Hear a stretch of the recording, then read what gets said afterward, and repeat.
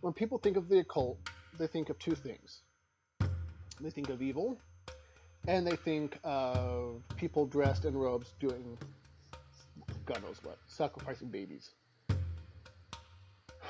And so when you find there's a lot of channels who go out and like try and find dark occult symbolism in pop culture, like in logos and whatnot, they try and find the scariest, most gripping thing out there. They just I'm gonna find the scary thing. So they'll look for something kind of like the Rockstar can,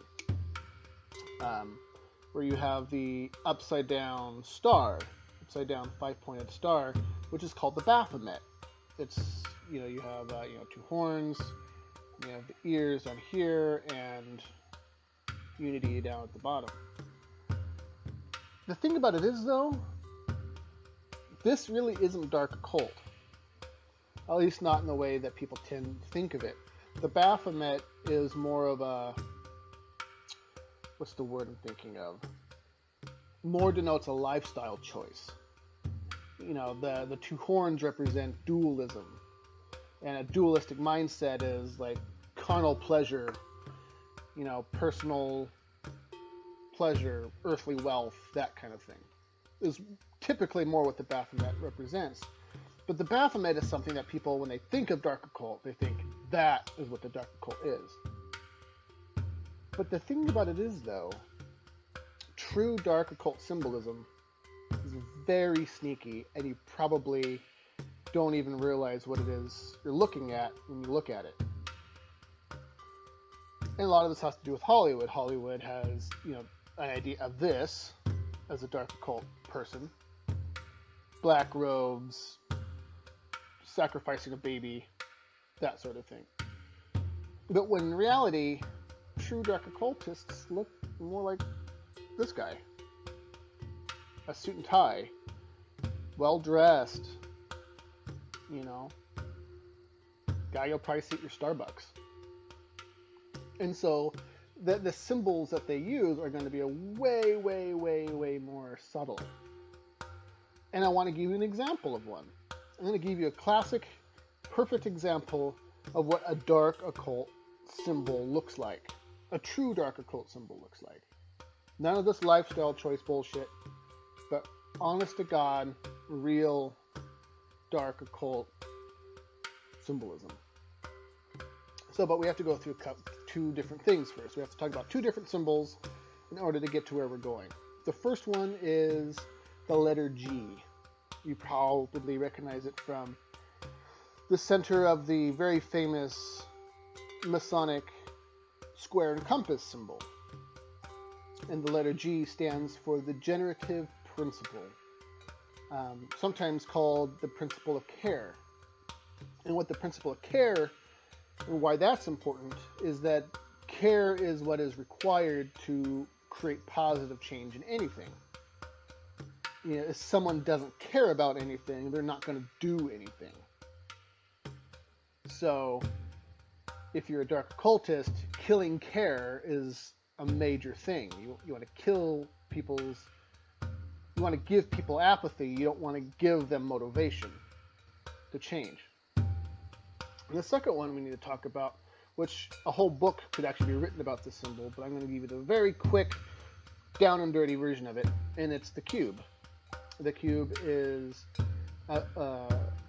always associated with Saturn. Saturn is associated with the lowest chakra possible, just like at the very bottom of your tailbone. And it's called the inhibitor planet. And the reason it is associated with Saturn is that on Saturn's pole, northern pole, there is a hexagon. And a hexagon is a shorthand for a 3D cube. You just connect the points and you have a 3D cube. So the cube always represents mind control.